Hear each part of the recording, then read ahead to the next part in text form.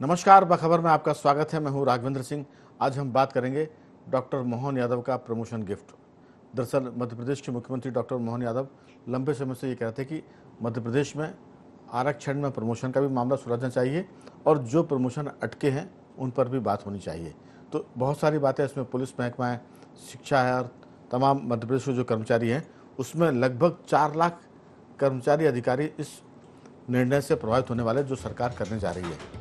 अगर इस पर कोई अड़ंगा नहीं आता है कानूनी, तो फिर ये मान लिया जाएगा कि लगभग 4 लाख कर्मचारी जो पिछले मोटे तौर पर 1 दशक से पदोन्नति की सूची में बैठे थे और कई तो ऐसे थे जो पदोन्नति के इंतजार में सेवानिवृत्त भी हो गए थे, उनके लिए एक अच्छी खबर हम कह सकते हैं कि डॉक्टर मोहन यादव प्रमोशन के मामले में काफ़ी उदार है और उसी का असर नतीजा है कि 4 लाख अधिकारी कर्मचारी पदोन्नति के मामले में राहत की सांस लेंगे। चर्चा शुरू करें उसके पहले सुनते हैं मुख्यमंत्री मोहन यादव ने क्या कहा। मैं अपने सभी मध्य प्रदेश के अधिकारी कर्मचारियों को उनकी विगत 8 वर्षों से अधिक समय से पदोन्नति के उलझे हुए मसले के निराकरण की तरफ पहुंचने के लिए बधाई देना चाहूँगा। मुझे इस बात की जानकारी है कि हमारे अधिकारी कर्मचारियों के प्रमोशन के लंबे अवसर से वो वंचित रहे। लंबे समय से लंबित समस्या थी, इसका समाधान की तरफ हम पहुँचे हैं। अपने माननीय मंत्रीगणों के साथ में भी हमने इस पूरे अभियान में उनकी जवाबदारी भी दी और उनने भी सबने बात की है। तो माननीय मंत्री, माननीय उप मुख्यमंत्री और हम सब ने मिलकर के करीब करीब पदोन्नति का रास्ता तलाशा है और सभी वर्गों को इस बात के लिए सहमत किया कि आखिरकार हमको हमारे अधिकारी कर्मचारियों की पदोन्नति का मार्ग प्रशस्त करना चाहिए। हम अपने सभी अधिकारी कर्मचारियों की पदोन्नति की सुखद समाचार के रूप में घोषणा करने वाले हैं, निर्णय बताने वाले हैं। मेरी अपनी ओर से सभी अधिकारी कर्मचारियों को, लगभग 4 लाख अधिकारी कर्मचारियों का ये एक तरह से बड़ा निर्णय होने वाला है। ऐसे निर्णय तो कर्मचारियों के लिए एक बड़ी खुशखबरी आने वाली है और उसके संकेत स्वयं मुख्यमंत्री डॉक्टर मोहन यादव दे रहे हैं कि आखिर ये मामला पिछले 8 वर्षों से उलझा क्यों था। इस पर विस्तार से बात के लिए हमारे साथ स्टूडियो में मौजूद हैं हमारे 2 विशेष मेहमान। मध्य प्रदेश में संविदा कर्मचारी के लीडर हमारे राठौर साहब मौजूद हैं। राठौर जी, आपका बहुत बहुत स्वागत है। सामाजिक और राजनीतिक विशेषज्ञ डॉक्टर भूपेंद्र सोलेर जी हमारे साथ मौजूद हैं। भूपेंद्र जी, आपका बहुत स्वागत है। और बहुत जल्द स्काइप पर जुड़ेंगे हमारे साथ मध्य प्रदेश के वरिष्ठ पत्रकार डॉक्टर राहुल रंजन। चर्चा की शुरुआत राठौर जी आपके साथ करना चाहते हैं कि ये जो सारा मामला है, भले ही ये 2002 से जब कांग्रेस की सरकार 2003 के चुनाव में हार गई थी, मुख्यमंत्री दिग्विजय सिंह हुआ करते थे, उस समय पदोन्नति में आरक्षण का मामला आया था और उसके बाद से लगातार इसका विवादों में रहा, चुनौतियाँ देते रहे कोर्टों में। इसमें सरकार भी, चूँकि बहुत संवेदनशील मामला है, प्रमोशन तो ठीक है लेकिन आरक्षण के मुद्दे पर ऐसा लगता है कि हर सरकार को कि वो 440 वोट का करंट है, उससे छुआ नहीं कि झटका लगेगा। तो इसके चलते हर सरकार ने बचने की कोशिश की, लेकिन मोहन यादव की सरकार ने इसमें रास्ता निकाला है। आपकी राय इस पूरे मामले को कैसे देखते हैं और ये जो रास्ता है वो कितना सुखद है आप सब लोगों के लिए? देखिए, कर्मचारी जगत के लिए ये ऐतिहासिक निर्णय है क्योंकि 4 लाख कर्मचारी प्रमोशन के इंतजार में हैं, पदोन्नति के इंतजार में हैं और कम से कम 1.5 लाख कर्मचारी पिछले 8-9 सालों के अंदर पदोन्नति की राह देखते देखते रिटायर्ड हो गए हैं। क्योंकि प्रमोशन में आरक्षण वाला मामला कोई ऐसी बहुत बड़ी समस्या नहीं थी, क्योंकि हाई कोर्ट ने जो ये कहा था, हाई कोर्ट ने केवल ये कहा था कि प्रमोशन पे जो आरक्षण है उस पर रोक लगाई जाती है, लेकिन उन्होंने ये नहीं कहा कि प्रमोशन पे रोक लगाई जाती है। दोनों में बहुत अंतर था। यहाँ पे जो हाई कोर्ट के निर्णय को सही तरीके से व्याख्या नहीं की गई। यदि हाई कोर्ट के निर्णय को पहले ही सही तरीके से व्याख्या की जाती, राजनीतिक चश्मे से या आरक्षण के चश्मे से नहीं देखा जाता, तो आज 1.5 लाख कर्मचारी जो रिटायर्ड हो गए उनको प्रमोशन मिल जाता और जो पिछले 4 लाख कर्मचारी हैं जो पिछले 8-9 सालों से प्रमोशन में वंचित हैं और आने वाले समय में कुछ सालों में वो रिटायर्ड हो जाएंगे, उनको भी सही समय पे प्रमोशन मिल गया होता। दिक्कत यहाँ है कि जब हाई कोर्ट ने अपना फैसला दिया था, उस फैसले को लेके उसकी सही व्याख्या और सही रीडिंग हो जाती तो आज ये स्थिति नहीं आती। मैं धन्यवाद देना चाहता हूँ आदरणीय मुख्यमंत्री मोहन यादव जी को कि जिन्होंने इतना बड़ा फैसला ऐतिहासिक दिया है। इससे कुछ समय पहले 8-9 साल से जो छठवां वेतनमान जब 2000 में उसमें आया था, उस समय 7वें वेतनमान इसमें जो हाउस रेंट था, वो क्या कहते हैं, ये वाहन भत्ता था, ये पिछली 6वें वेतनमान का ही मिलेगा था। उसमें भी उन्होंने अच्छा निर्णय दिया है कि 7वें वेतनमान के अनुसार उन्होंने हाउस रेंट और सारी सुविधा देने की घोषणा की और आरएस भी हो गए। इसके लिए भी उनको बहुत बहुत धन्यवाद। प्रमोशन के लिए तो वास्तव में बहुत सारे हम लोग मिलते रहते हैं, बड़े दुखी होते हैं।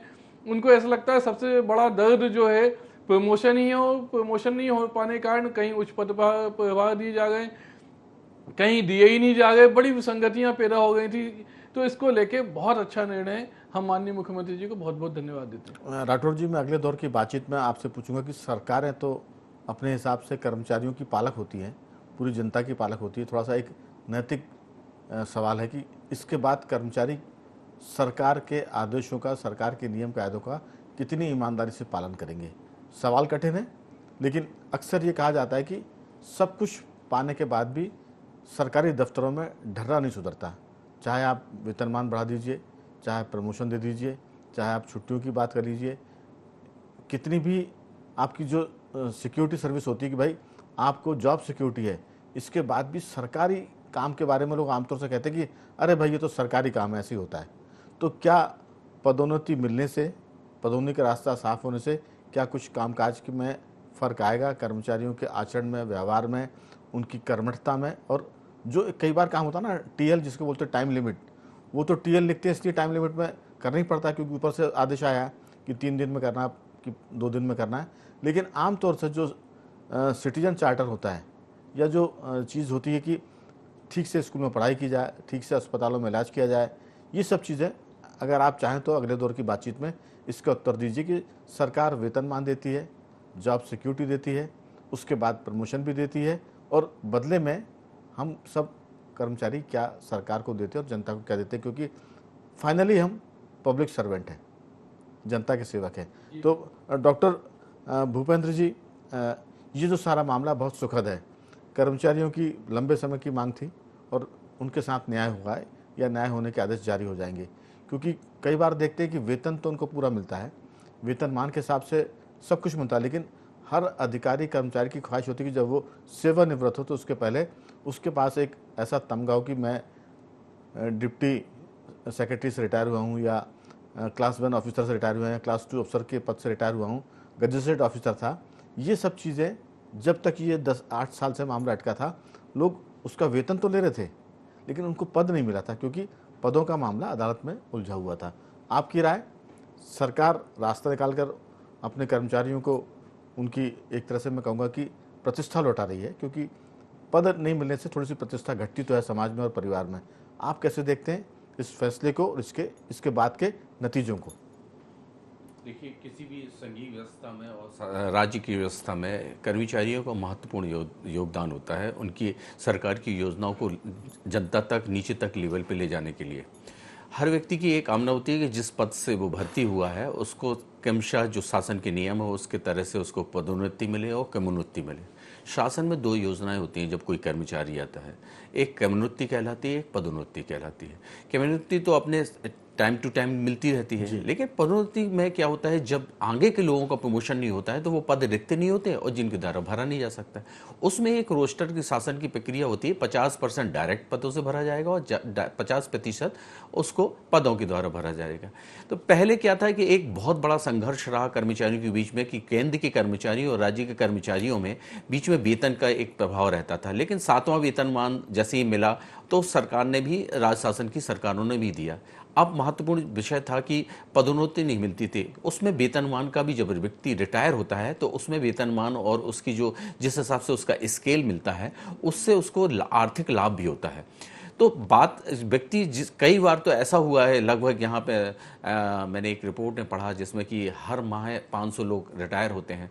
अब इस रेशो से देखें तो यहाँ पे लगभग 5-5.5 लाख कर्मचारी हैं। उसके बाद आउटसोर्स और संविदा कर्मचारी भी मध्य प्रदेश में 2.5 से 3 लाख हैं।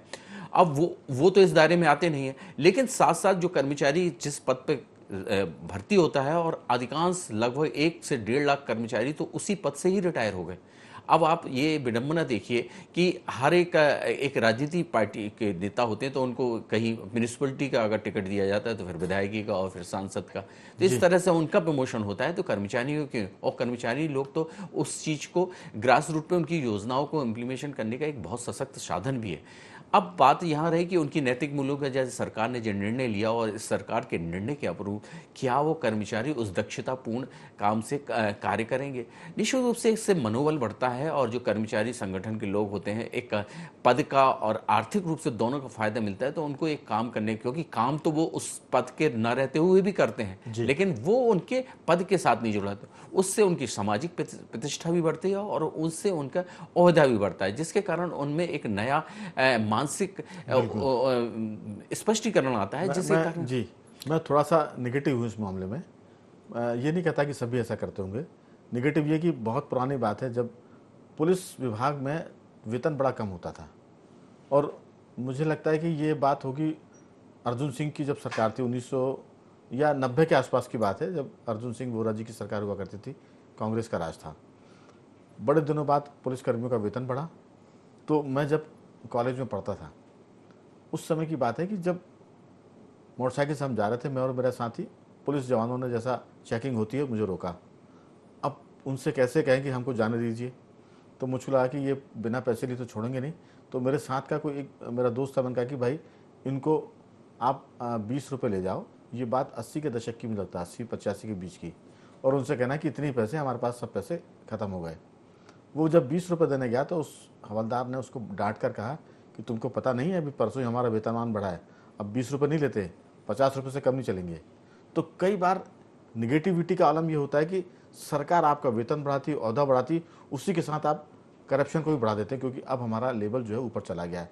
ये मैं नेगेटिव थॉट की बात कर रहा हूँ, बाकी पॉजिटिव तो सब है। सरकार वेतन बढ़ा रही है, सरकार आपको पदोन्नति दे रही है, लेकिन हमारे कामकाज में कुछ फ़र्क आएगा क्या? ये सब करने का कुछ रिजल्ट मिलेगा जनता के लिए? क्योंकि सरकार तो पालन करती है अपने कर्मचारियों का भी और जनता का भी। हमारे साथ जुड़ गए हमारे वरिष्ठ पद का साथी डॉक्टर राहुल रंजन। राहुल जी, बहुत बहुत स्वागत है आपका। एक अच्छी खबर है मध्य प्रदेश के कर्मचारी अधिकारियों के लिए कि अब उनके लिए प्रमोशन का रास्ता खुल गया, जो पिछले 8 साल से बंद पड़ा हुआ था, विवादों में था, कोर्ट में था, कचहरी में चल रहा था। लेकिन डॉक्टर मोहन यादव की सरकार के पॉजिटिव एटीट्यूड के चलते ये एक मामला सुलझ गया है। रिटायरमेंट की कगार पर बैठे, अंतिम तारीखों में जो रिटायरमेंट होता है, वो लोग कम से कम नया पदमान लेकर जाएंगे। वेतनमान तो मिल रहा है, लेकिन नए पद के साथ रिटायर होंगे कि हम इस अधिकारी के पद से रिटायर हुए हैं। इसको आप कैसे देखते हैं, और सरकार के इस फैसले का सरकारी कर्मचारी अधिकारियों के कामकाज पर क्या फर्क पड़ेगा?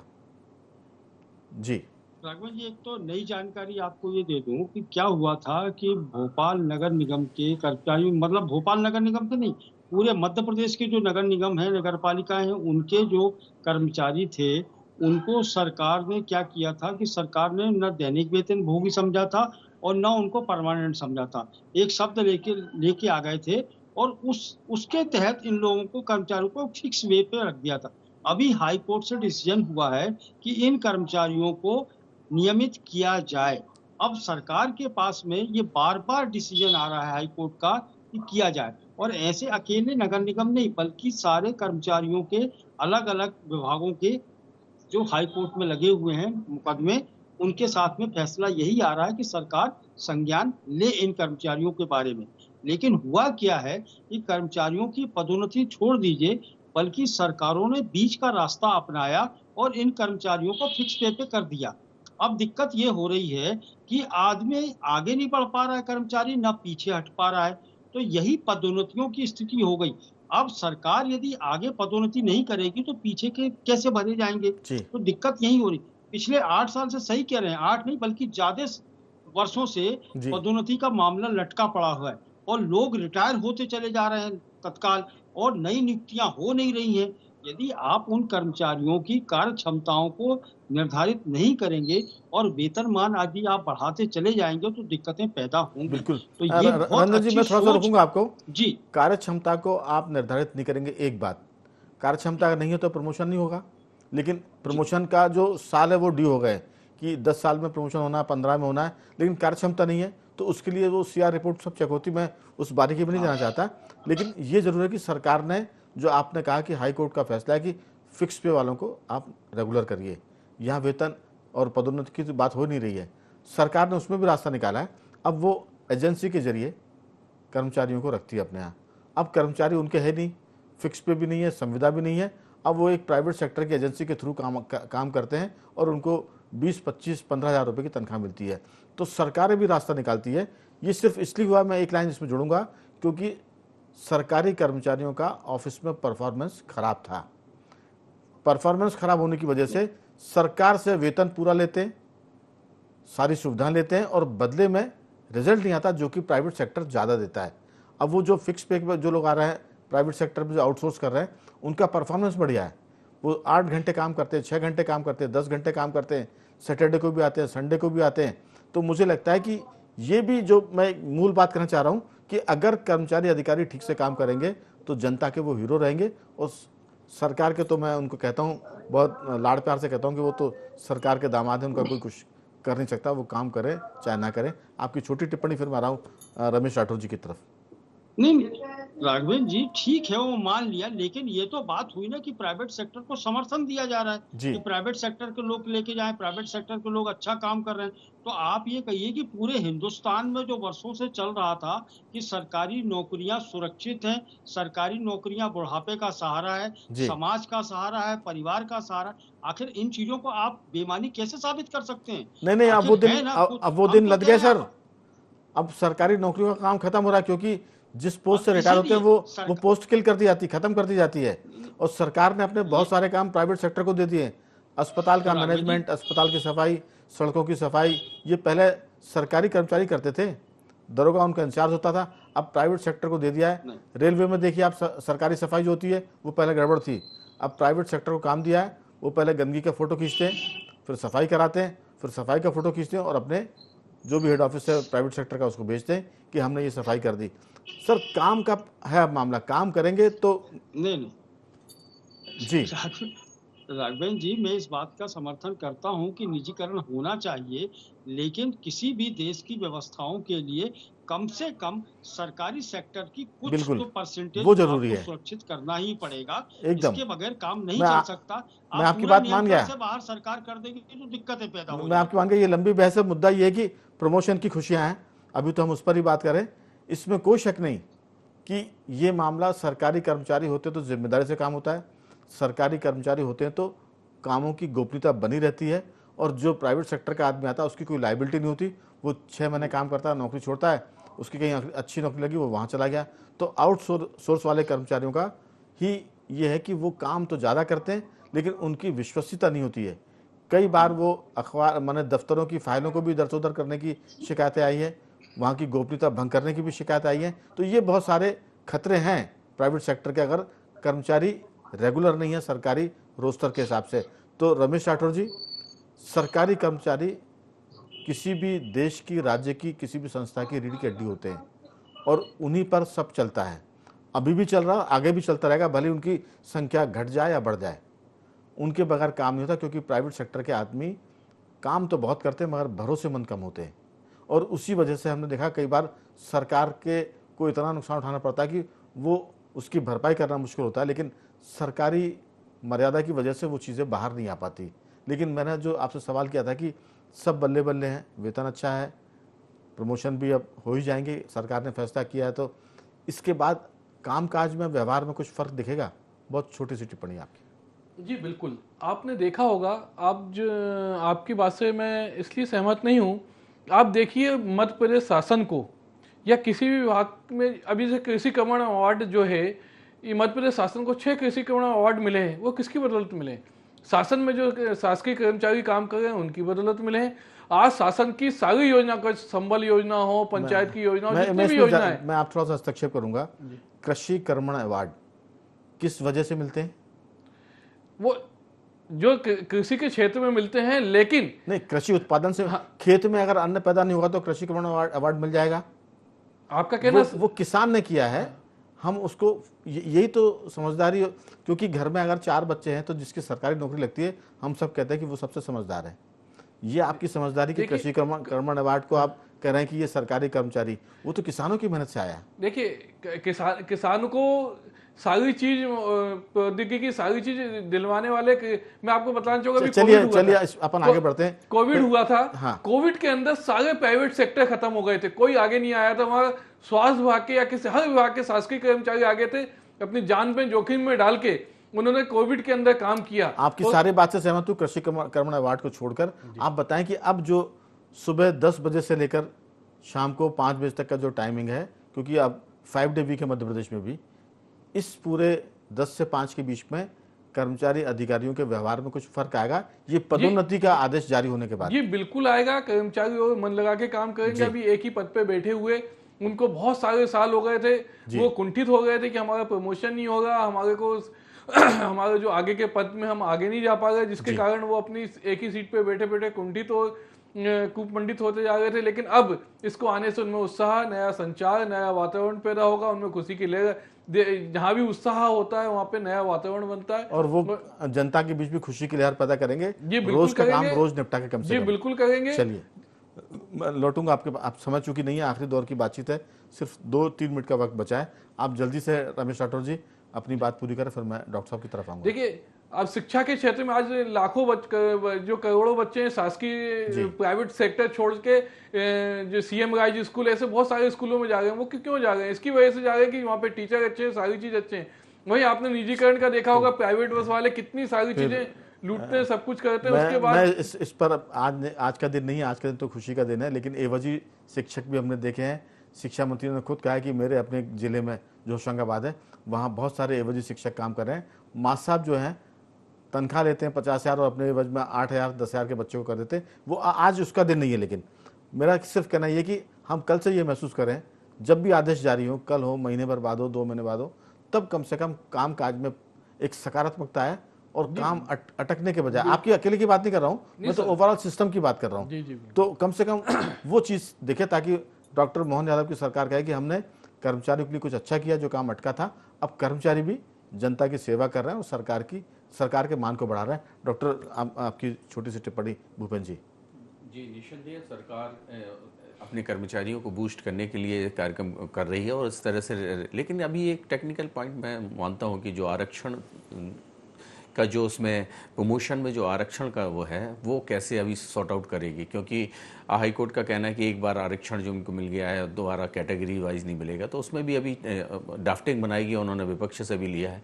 लेकिन हाँ, ये जीवन का एक चक्रीय है, व्यक्ति उससे अपने जीवन में अच्छा करने के लिए चाहता है और उसके लिए उसकी मानसिक रूप से तैयारी भी रहती है और इससे प्रभाव हम सकारात्मक ही सोचें कि कर्मचारियों को निश्चित रूप से। लेकिन इसमें और भी कई कर्मचारी हैं जिनमें जो निजीकरण हो रहा है, जो 92 के बाद वैश्वीकरण के कारण जो निजीकरण हुआ है, उसमें बैलेंस बनाने की जरूरत है, क्योंकि एक कर्मचारी उसी विभाग में एक संविदा या आउटसोर्स का काम करता है और एक वो रेगुलर कर्मचारी है, उसके वेतनमान उसकी काम करने का समान कार्य है, लेकिन वेतन में बड़ा अंतर है और ना उसको आगे प्रमोशन के चांसेस। इसको भी सरकार को सोचना चाहिए, क्योंकि कर्मचारी सब ही एक ही लेवल पे काम कर रहे हैं। हाँ, मुझे लगता है कि सरकार है तो जो हम देख पा रहे हैं, मैं जब एनपी शर्मा जी मध्य प्रदेश कर्मचारी संघ के अध्यक्ष हुआ करते थे, नरोदा प्रसाद शर्मा जी, और वो छत्तीसगढ़ मध्य प्रदेश के एक छत्र ऐसे लीडर थे जिन्होंने लगभग 3 दिन हड़ताल कर दी थी मध्य प्रदेश में।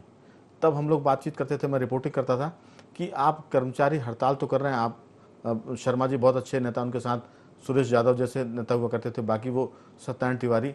हमने कहा कि लेकिन आप अगली पीढ़ी के लिए कांटे बोके जा रहे हैं, क्योंकि सरकार चाहती कि परफॉर्मेंस अच्छा हो और आप हड़ताल कर रहे हैं। हड़ताल से आपकी इमेज जो है वो खलनायक की बन रही है, क्योंकि ऑफिस में अगर कर्मचारी ठीक से काम करेगा तो जनता उसके पक्ष में खड़ी होती है। हमें लगता है कि ये जो चीज़ें सब हो रही है, ये तब तक बहुत अच्छी जब तक कि कामकाज के रिजल्ट अच्छे आएंगे। सरकार ठीक से वेतन दे, सरकार पदोन्नति दे, बदले में कर्मचारी अधिकारी ठीक से काम करें, तो फिर जनता ऐसे कर्मचारियों को सिर माथे बैठाती। कई ऐसे कर्मचारी हमने अधिकारी देखे जिनके तबादले होने पर लोगों ने आंदोलन किए कि बहुत अच्छे थे, लेकिन ये फिर किसी दिन बात करेंगे। डॉक्टर राहुल रंजन, आपकी टिप्पणी, ये सारा मामला क्या इन सब पॉजिटिव चीज़ का जो डॉक्टर मोहन यादव की सरकार कर रही है, सरकारी दफ्तरों के कामकाज में उसका असर दिखेगा? राघवेंद्र जी, कम से कम डॉक्टर मोहन यादव ने मुख्यमंत्री बनने के बाद में कर्मचारियों के बारे में सोचा। जी। यही इसके लिए वो धन्यवाद के पात्र हैं और बधाई के पात्र हैं और शुभकामनाएं उनको कि कम से कम ये शुरुआत तो शुरू हुई, कि कम से कम पदोन्नतियों की चिंता तो हुई। ये तो बिल्कुल विषय ऐसा हो गया था कि विषय को बिल्कुल भूल गई थी सरकारें कि पदोन्नति कहाँ, जो जहां काम कर रहा है वही करता रहे। 5-5, 10-10 सालों से कई विभागों में इस बात में चर्चा ही नहीं हुई है कि किसी अधिकारी का पदोन्नति कर दी जाए।